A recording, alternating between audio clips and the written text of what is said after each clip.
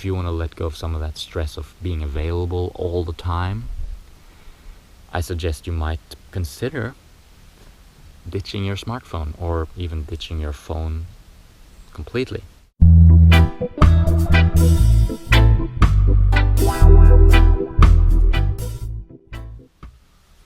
So it's the beginning of a beautiful day, and I've got a topic on my mind, and it's cell phones, mobile phones, smartphones, phones in general. I guess ever since the smartphones came around a few years ago, it's become more evident, I think, to everyone that these things might not be in our best interest in terms of health. If you think about it, always being available to others, always being available, and it's not only being available, but it's these norms that say that you need to be available and you need to be quick to respond, right? So if someone sends you an SMS, they expect an answer fairly quickly. If someone calls you and you don't pick up, it's like, why doesn't he pick up? They try again, still doesn't pick up. But what if I don't want to talk to anyone right there and then? What if I'm busy doing something else? But that's the thing, people are busy doing something else, but they let their phone interrupt their lives. That's what the way I see it. And I don't like that interruption. I don't like to be doing something and then all of a sudden this person needs my attention, where I'm like, no, I'm busy doing this. Why do I need to sort of all of a sudden just like give all my attention to you? That's how it is with a phone. So personally, what I've done is that I've chosen not to have a smartphone in my life. I'll get into that. And I do have a phone. I share it with my brother, Mads. And it's like an old school phone, like a phone that doesn't do anything particular. It does take pictures, but really poor ones. So it's just a phone. And what I do is that I don't use it for social purposes. I don't share my number with friends. I don't use my phone to call friends or send text messages. I just use my phone for emergencies or when it's practical, right? Like, for example, if I want to call and ask for the opening hours of some shop, or if I have to do some official calls, or if I have to call the doctor's office and set up an appointment, or all kinds of things like that. It's good to have a phone sometimes. So I have the phone there available for those situations. And other than that, I try my best to not bring my phone with me when I'm doing things. I just leave it at home. I don't need to be available for everyone all the time. And I find that this gives me a lot of relief. Like, I can just be here now where I am. I can just do what I'm doing without having to worry about all these text messages. And when I see other people and all the messages they get and all the calls they get, I see how it stresses them out. And I remember how it was for me as well during the periods of my life when I was more active with my phone.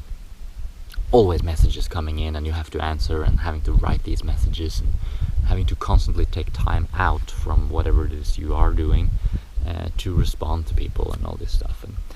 And the thing is, the problem is not really communication as such. The problem is that it's ongoing, it's constant, so it causes this constant kind of stress. Some people even take their phone with them to bed, which causes even further stress, I think. So what I do in terms of communication is that I use email. I just find that with email I have to open my computer. That's not true with the smartphones, and I'll get into that. With email I have to open my computer, sit down and choose to communicate. Like, I'm now going to check my emails and I'm going to respond to some of them, and I'm going to maybe send some emails and that sort of thing. The same is true if you've got Facebook messages and that sort of thing on the computer. by opening up the computer, I'm deciding to choose, like, now I am going to do this, as opposed to being available all the time.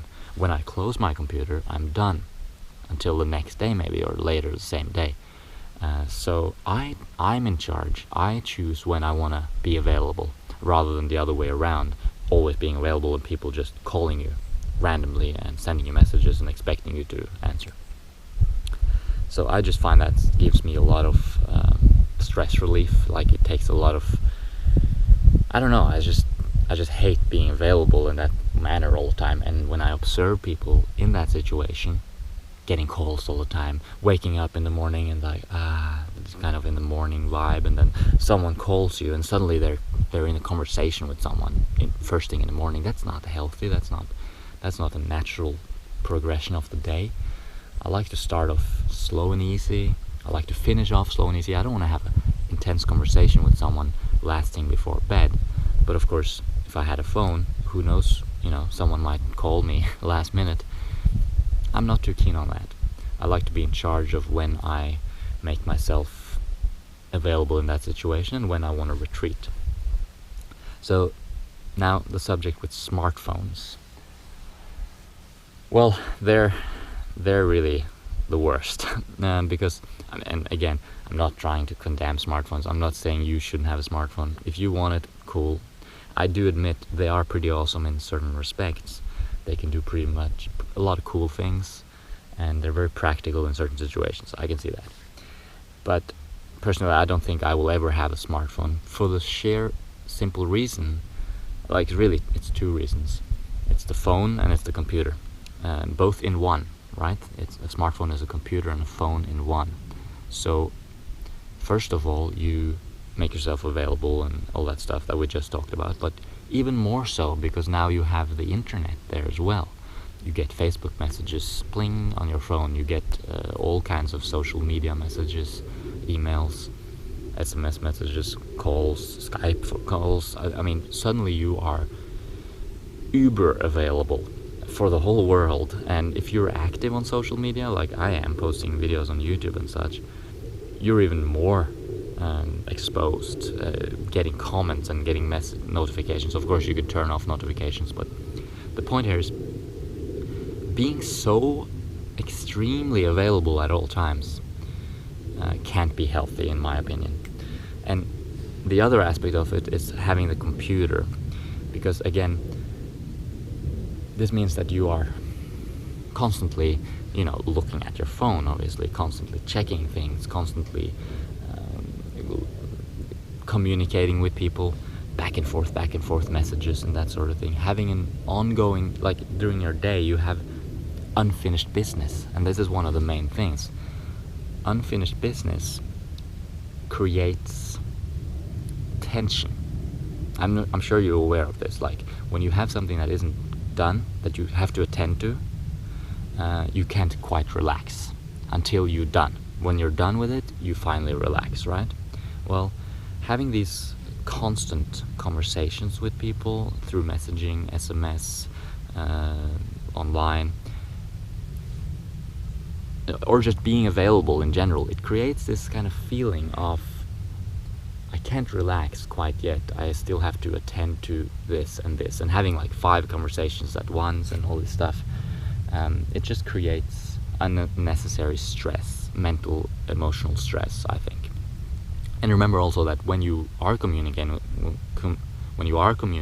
people and when you are messaging with people, it's also an emotional thing, right? When you communicate with people, your emotions are activated and you're feeling things, and you're getting agitated, or you're getting happy or sad, or these kind, depending on the conversation and the person.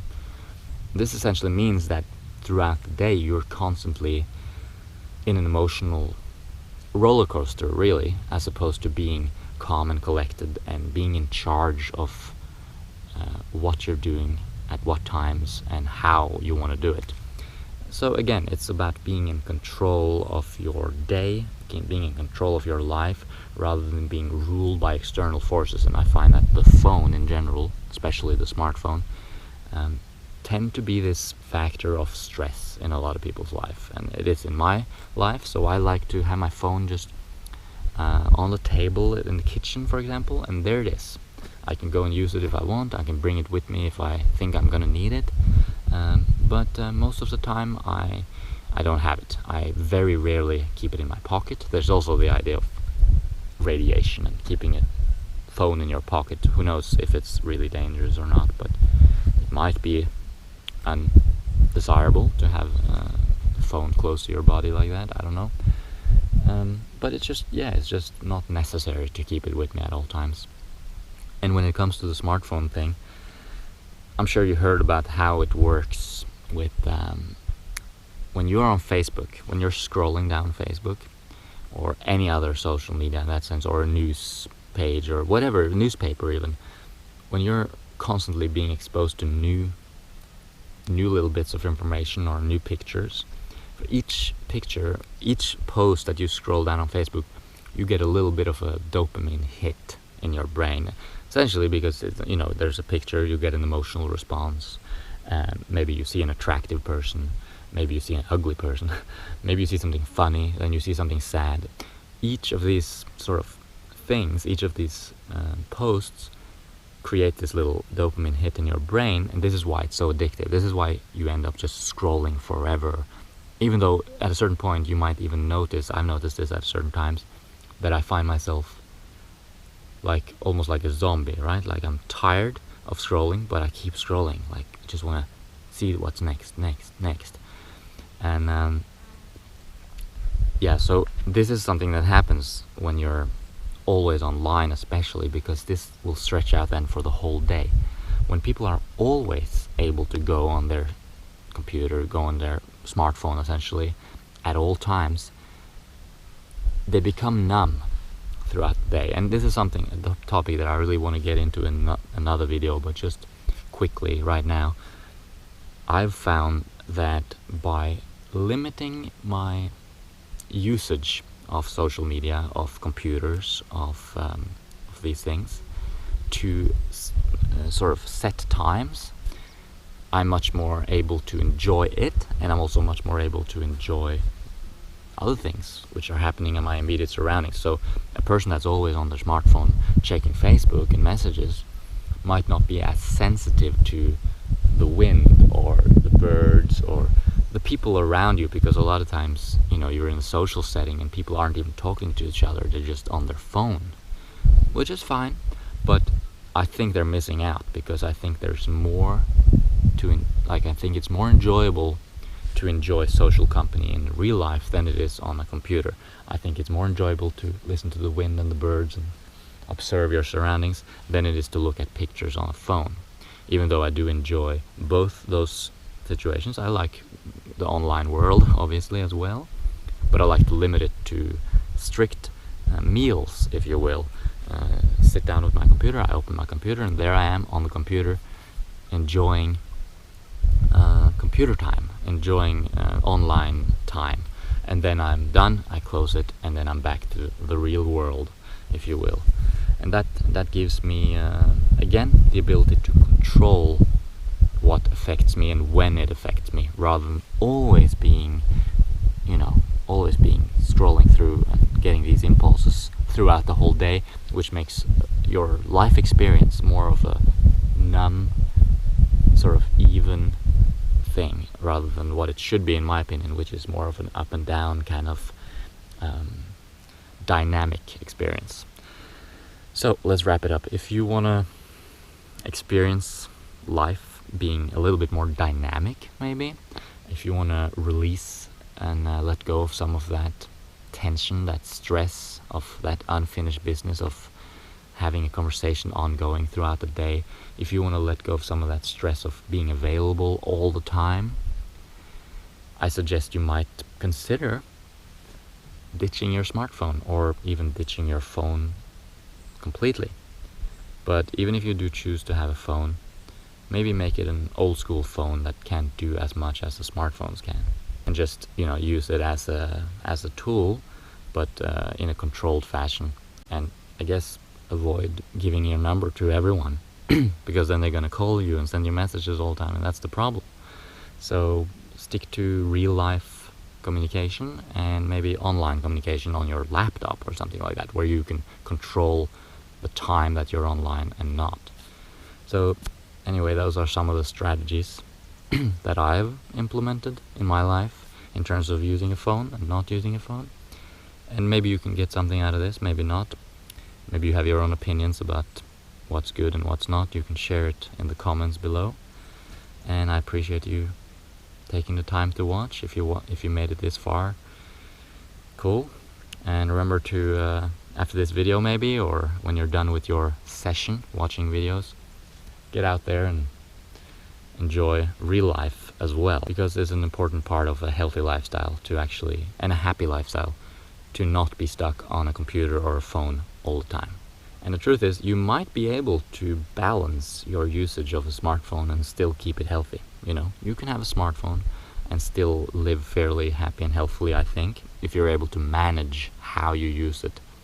Don't bring it to bed, you know. Have set times where you use it and set times where you don't. Even though you see that blink and you know there's a new message there, maybe leave it and then, you know, check your messages just a couple of times a day at set times, rather than always being available. Maybe that's a strategy you could use. I don't know.